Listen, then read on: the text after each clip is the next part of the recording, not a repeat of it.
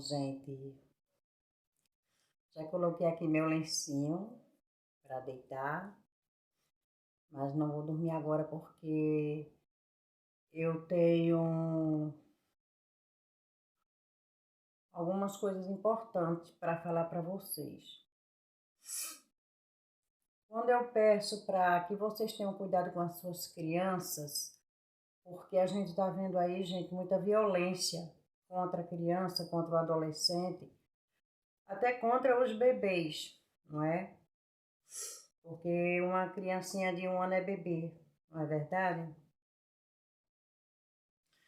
Então, gente, ao sair de casa, quando meu pai abandonou esses 8 filhos, os mais velhos foram saindo de casa e foram procurar destinos esses que, como eu era muito criança, não entendo onde eles estavam, o que estavam fazendo, com quem estava, eu não sabia. Minha mãe saía de casa cedo da manhã, só voltava à noite. Minha mãe também era da área de agricultura, mas tinha arrumado um serviço em um bar que era padrinho da minha irmã caçula. A minha irmã caçula se chama Ivoneide. Então, quando meu pai foi embora de casa, ela tinha começado a engatear. Ela ainda não andava. O meu irmão, ele é mais novo do que eu, quase 3 anos, é o Cícero. Então, como os mais velhos saíram de casa, restou eu e esses 2 caçula, a Ivoneide e o Cícero. Então, eu era que olhava e que tomava conta desses 2 pequeninos, né? Apesar de eu não ter tamanho também, não ter idade para tomar conta deles, mas eu era uma menina muito esperta, então minha mãe não tinha saída não deixar nós 3 juntos, sozinhos, dentro de uma casa. Então, muitas vezes quando minha mãe chegava à noite, nós 3 estávamos dormindo. Nisso a gente já tinha passado o dia todo de fome, sem o café da manhã, sem comer nada, tá, gente? E a gente dormia muito de fome. A maior parte do tempo, durante o dia, a gente passava dormindo de tanta fome que passava. Até minha mãe chegar em casa à noite, trazia algum resto de comida do bar que ela trabalhava. Ela colocava em uma lata de leite, em qualquer vasilhinha que desse para ela levar aquelas comidas, aqueles restos de comida. Então, quando ela chegava em casa, ela acordava a gente, nós 3, e dava aquela comida para a gente. E ali a gente se alimentava e ia dormir, gente. Então, a minha irmã, ela ainda mamava. Ela se agarrava no seio da minha mãe, mamava, dormia. O meu irmão Cícero, ele dormia por trás das costas da minha mãe. Era uma cama de vara, gente, feita de vara, de pedaço de madeira do mato, tá? E não tinha colchão. O colchão era nossas roupas, pedaço de papelão, caixa, o que tivesse colocava em cima para poder a gente deitar. E eu dormia nos pés da cama e eu costumava dormir agarrada com os pés da minha mãe. Eu pegava, botava a cabeça em cima dos pés dela, botava a outra mão assim, segurando o pé dela e adormecia. Quando ela tinha gente, ela descia para trabalhar e dava para o rapaz que subia a rua vendendo pão, empurrando aquelas carroças ainda, e tocava aquelas cornetas, gente, aquelas buzininhas, sabe? Ela pagava para esse rapaz deixar 3 pães. Era o meu, da minha irmã, caçulinha, e do meu irmão. E a gente comia aquele pão quando ela podia, gente. Então, ele passava o dia todinho até chegar à noite novamente. Então, gente, o que acontece?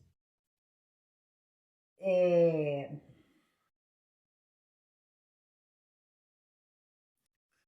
então, ao longo, minha mãe me levou.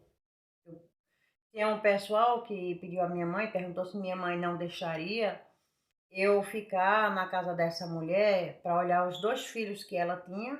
Ela estava de resguardo e tinha um filho que eu acho que tinha uns 3 aninhos na época, eu acho. Eu não conhecia de idade, não tinha conhecimento de tempo. E minha mãe deixou ir para casa dela porque minha mãe pensou, pelo menos lá ela se alimenta, ela come. E os dois de casa, minha mãe levava o comer para eles e deixou minha tia, a irmã dela, olhando os dois menores, pequeninos, né? E eu fui para casa dessa mulher. Então eu passei um bom tempo na casa dessa mulher.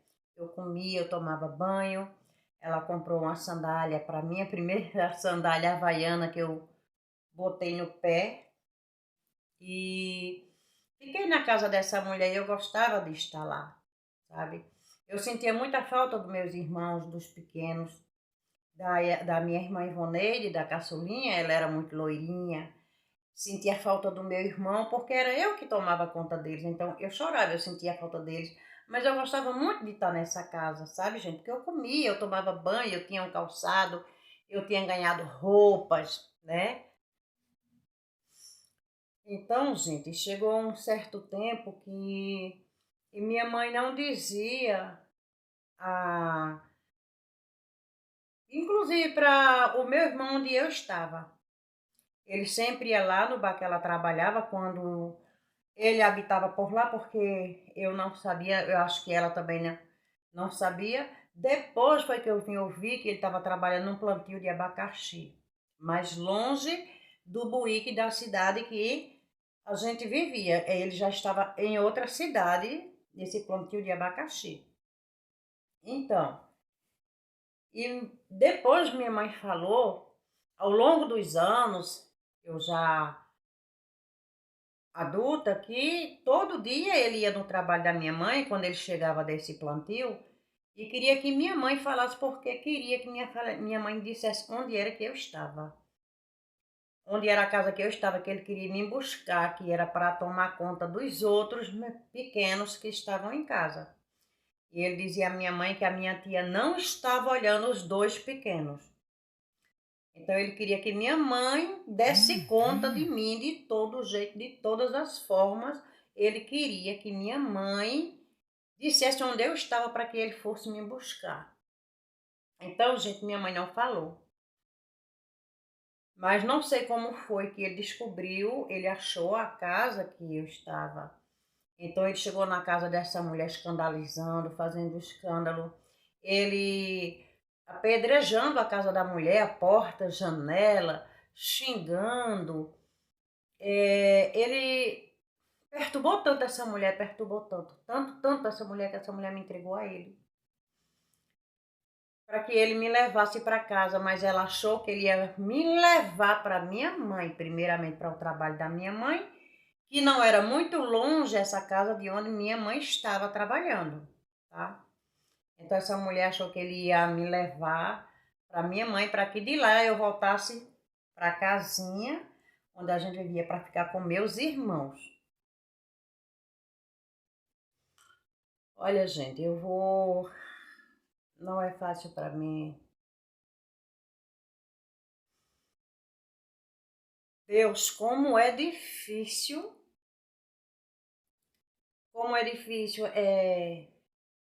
com o passar dos anos, com a idade que hoje eu me encontro, mãe, avó, bisavó, e eu estar aqui sentada nesta noite falando isso para vocês. Eu estou gelada, meu corpo agora esquentou de uma forma que parece que eu entrei numa fogueira, gente. Eu fico com vergonha, eu fico desconcertada, eu fico com raiva, magoada, triste.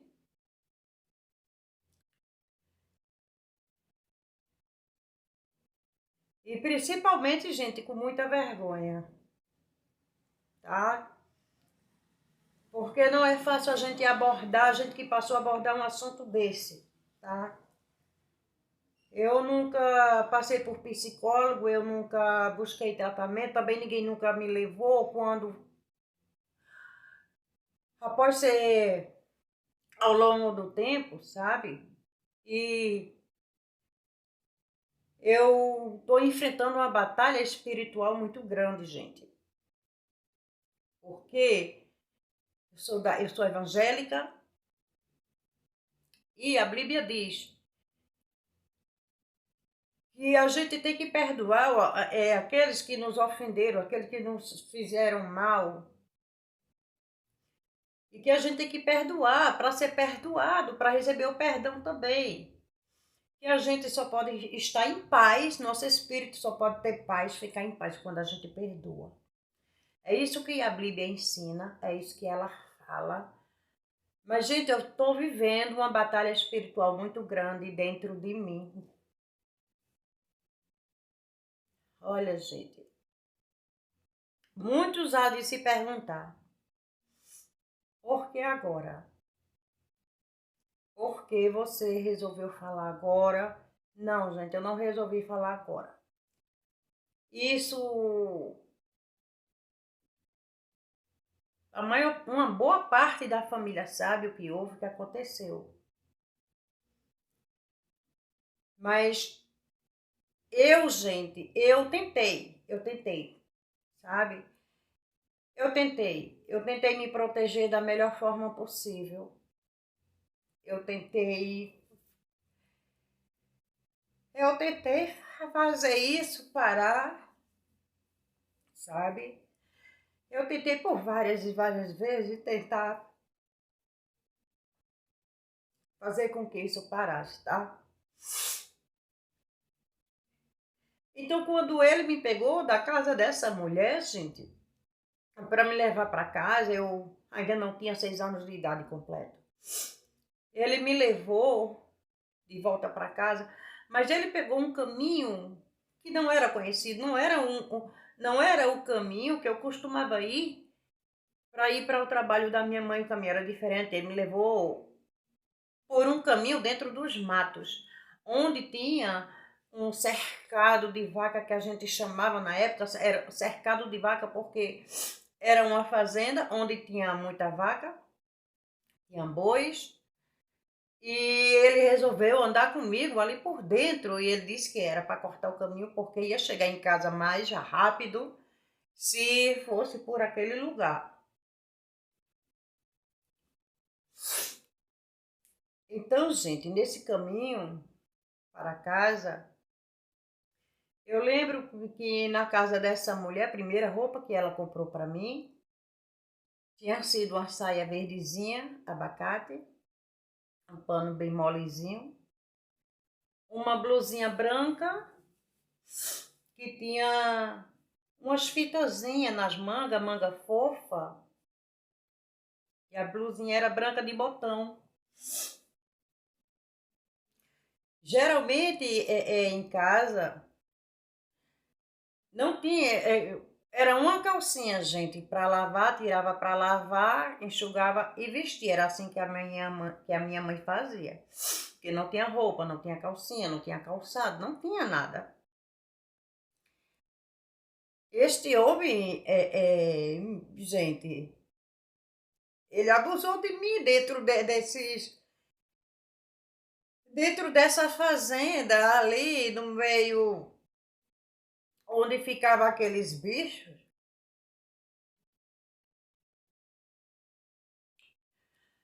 Eu não pude gritar, gente, eu não pude pedir socorro, eu não pude fazer nada porque eu era simplesmente uma criança. Eu não tinha forças para ele, eu nem sequer lembro que idade este homem tinha na época, gente. Eu não lembro. Eu só lembro da minha roupa, da minha blusa, da minha saia. Eu lembro, gente, que ele tirou a minha saia e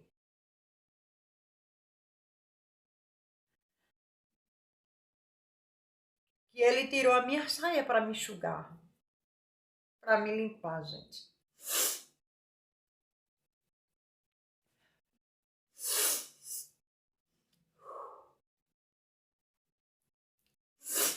E então, gente, ele me estrupou ali dentro daqueles matos.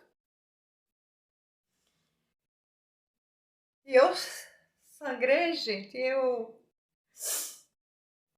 E dali ele me levou para casa e depois de algumas horas eu não conseguia fazer xixi, eu gritava muito de dor, porque era uma dor que me invadia por dentro. Eu lembro disso até hoje, gente. Eu digo a vocês, eu estou falando, mas eu estou mal, gente. Eu estou muito mal, me sinto muito mal. Mas, gente, eu prometi a mim que passasse o tempo que passasse, eu levaria essa história, eu contaria minha vida para as pessoas, para que eu sirva de exemplo. Eu sou um exemplo vivo do abandono de um pai, do abandono, da falta de uma mãe, da falta de um responsável que realmente queira uma criança, cuidar, amar uma criança e proteger uma criança, gente. Então, gente, foi justamente por causa disso que esse homem me tirou de casa e me entregou para essa família. Ele me vendeu, gente. Então, minha mãe trabalhando, quando minha mãe chegou em casa, eu já não estava. E eu sofri muito com isso, porque eu sentia muita falta, muita saudade da minha mãe. Eu sentia muita falta dos meus irmãozinhos pequenos. A minha irmãzinha caçula, que nem andava direito ainda, eu não sabia o que tinha acontecido, o que ia acontecer com ela.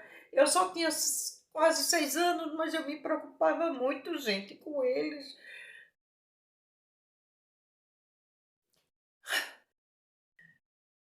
E, gente, nessa casa que eu fiquei até 11 anos de idade, fui muito maltratada, muito judiada, eu apanhei muito.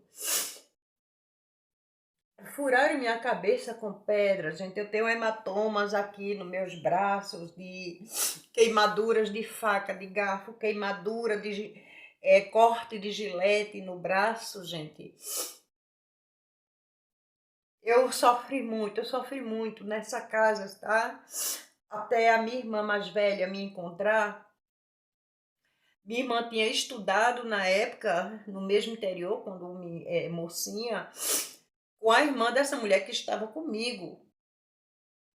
Então ela encontrou essa mulher no shopping de Boa Viagem, em Recife.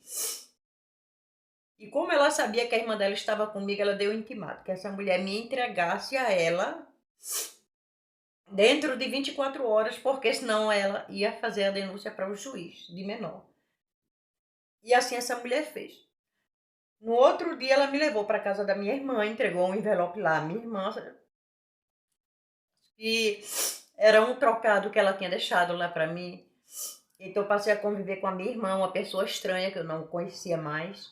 Ela me apresentou 2 sobrinhos. Ela era casada, tinha filhos. E eu fiquei na casa da minha irmã, gente. Quando eu completei, gente, 12 anos de idade na casa da minha irmã, então eu fui para o colégio, gente. Eu tinha 12 anos de idade quando eu fui para o colégio a primeira vez, gente. Quando eu conheci o colégio, eu tinha 12 anos de idade. Mas quando eu completei, gente, tava completando os 13, que comecei a botar corpo, o meu cunhado começou a me atacar dentro de casa, gente. Ele começou a me assediar, gente. Ele me jogava na parede, ele me beijava, e ele prendia meus braços. E ele ficava ali, gente, apertando meus seios que estavam nascendo. Gente, eu vivi momentos de terror na minha vida. Terror, gente, terror, terror. Terror desses que realmente parece um filme de terror. É surreal essas coisas, tá, gente?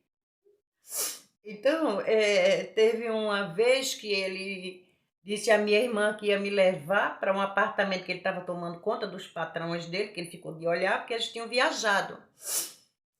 E disse que ia levar os 2 filhos e ia me levar para tomar conta dos meninos. Minha irmã deixou. Eu pedi muito à minha irmã para que ela não deixasse, eu não queria ir, mas ela não sabia o que estava acontecendo. Então, ela me obrigou a ir com ele, mandou eu ir com ele. Então, quando chegou lá, gente, ele tentou abusar de mim. Mais um, ele não conseguiu, gente, abusar de mim, porque eu ia pular, gente, do quarto andar para me ver livre dele. Para poder eu me sair daquela situação, porque ele estava correndo atrás de mim no meio da casa, gente. Ele queria abusar de mim de todo jeito, gente. Então eu corri para aquela sacada, eu ia me jogar, gente. Quando eu coloquei a perna e segurei no corrimão, ele me puxou pelos cabelos, eu caí no chão de costas, gente. E os filhos dele, como eram novinhos, começaram a chorar. Então, gente, eu escapei por causa disso, senão eu teria sofrido mais um estupro, gente. Então, a partir dali eu não aguentei mais, então contei para minha irmã. E minha irmã me botou de frente com ele, gente. Eu confirmei. Ele disse à minha irmã que ela tinha que escolher ou é ele ou eu dentro de casa. Minha irmã, a casa deles era de aluguel, ela tinha 2 filhinhos pequenos, gente. Ela dependia dele, ela não trabalhava, então ela teve que escolher ele. E ela me botou para ir embora da casa dela.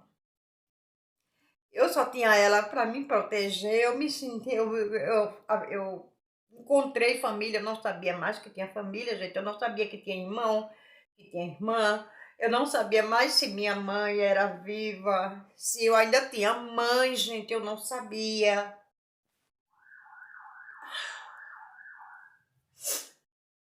Então, gente, para mim eu não tinha mais família para viver no sofrimento daquele, para viver sofrendo tanto. Passando por tanta coisa, para mim eu era sozinha no mundo, eu não tinha mais família. Para mim a única família era aquela irmã. Mas a partir do momento que ela me tirou de junto dela, da vida dela, gente, para mim eu não era mais nada, eu não tinha mais ninguém na vida. E justamente ela me botou de volta para o interior, gente, de onde eu tinha saído quando criança. E fiquei lá na casa de uma tia, uma irmã da minha mãe, que vivia passando fome, numa situação muito precária. Passei uns tempos lá na casa dessa minha tia. Esse homem descobriu que eu estava lá, gente. E ele foi para casa da minha tia me buscar. Então, chegando na casa da minha tia, ela disse: eu mandei o recado para você vir buscar ela, que ela tá aqui, que é para você levar ela. Eu disse: tia, pelo amor de Deus, não deixa ele me levar.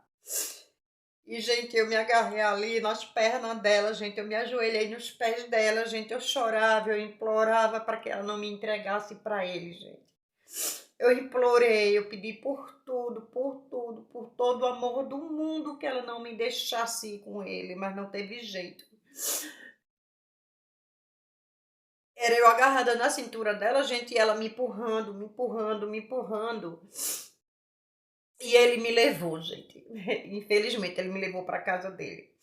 Nesse período, ele já tinha mulher. A mulher dele estava grávida. Reencontrei a minha irmã, que é mais velha do que eu. Já estava na casa dele também. Também era adolescente. Ela era adolescente, gente, que ela é mais velha do que eu, quase 3 anos. Então eu cheguei na casa dele com 13 anos. E, gente, foi só sofrimento. Gente, foi muito sofrimento. Gente, era sofrimento demais. Essa minha irmã sofria demais, gente, porque ela sofria abusos. Eu sabia que ela sofria abusos porque já tinha acontecido comigo há anos atrás e eu permaneci em silêncio, gente, porque eu só vim entender o que tinha acontecido comigo quando eu completei 12 anos de idade. Foi que eu vim entender o que aquele homem tinha feito comigo. Entendeu o significado daquilo, o que significava aquilo. Eu só vim entender de fato o que houve comigo, o que aconteceu, o que ele tinha feito comigo e por que ele tinha me vendido, gente, quando eu completei 12 anos de idade. Isso já através da escola, que eu estava estudando, através das minhas amigas, falando sobre essas coisas, falando sobre sexo, falando sobre namorados. Então foi quando eu vim entender, gente, o que tinha acontecido comigo, porque até aquele prezado momento eu não sabia o que tinha acontecido comigo. Eu só tinha um temor, só tinha medo dele, eu tinha muito medo dele, gente, mas eu não entendi o porquê. Então, com 12 anos eu passei a entender o porquê eu temia tanto a ele. Então ficou eu e minha irmã com este homem, tá? A gente apanhava demais. A gente apanhava muito, gente. Gente, ele batia tanto na minha irmã, gente, que parecia que o olho dela ia pular da caixa, gente. Vocês não têm noção, gente, o que nós enfrentamos na mão desse carrasco. Então, gente, com o passado de alguns tempos, eu consegui ajudar minha irmã a fugir de casa. Ela fugiu de casa, gente. Foi eu e ela, tirei ela de casa durante a noite para ir trabalhar na casa de um pessoal, saindo de Arco Verde para Recife, gente. Ela se livrou dele. Eu consegui tirar minha irmã de casa, de junto desse carrasco, mas eu fiquei, gente. E ela prometeu a mim que voltaria para me buscar. Eu ainda era muito ingênua, muito inocente, e eu achava que a gente dizer que ia fazer, tinha que fazer, e a gente podia fazer. Eu achava que era um poder, sabe, gente? E então, gente, o que minha irmã apanhava era um absurdo, gente. Ela apanhava por nada, ela levava murro no olho, ela levava murro na boca, gente. Ela apanhava de fio de ferro, gente, desses fios de energia dobrado em 3 dobras, gente, ela apanhava. Depois eu comecei a apanhar do mesmo jeito, gente. Eu levei uma pisa tão grande, gente, tão grande, de murro, de pé, gente, jogada na parede, com fio, gente, que eu estava menstruada e o sangue desceu na perna, gente. Gente, foi uma pisa tão grande, tão grande, tão grande, gente, que vocês não imaginam o que a gente passou na mão desse homem.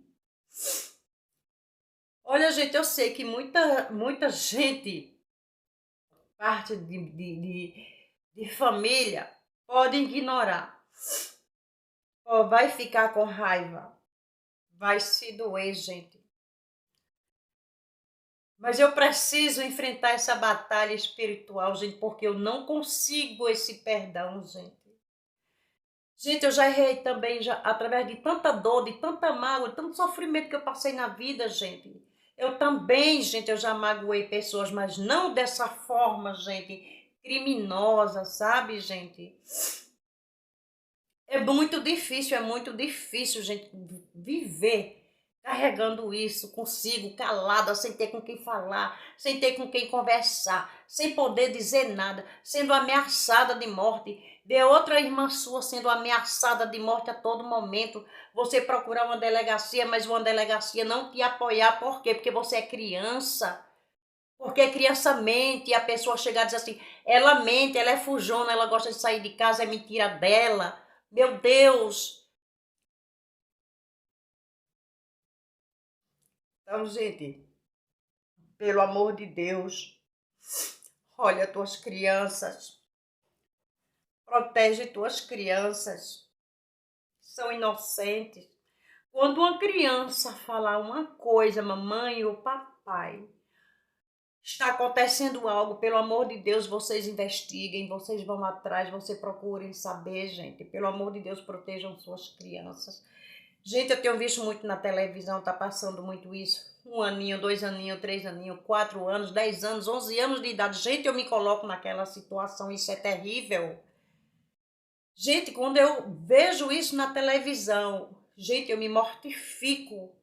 Eu me mortifico, gente. Porque eu sei o que é. Eu sei o que é viver isso, gente. Isso aconteceu, não foi só comigo, aconteceu com a minha irmã caçula também, gente. Gente, nós fomos aterrorizadas, eu queria estudar, gente, eu queria me formar, eu queria ser alguém. Não, gente, eu sou, gente, eu sou muita coisa, que eu sou digna, eu sou honesta, sabe, gente? Eu tenho um Deus vivo aqui dentro de mim, gente. Eu tenho um Deus que me sustenta, que cuida de mim, que cuida dos meus filhos.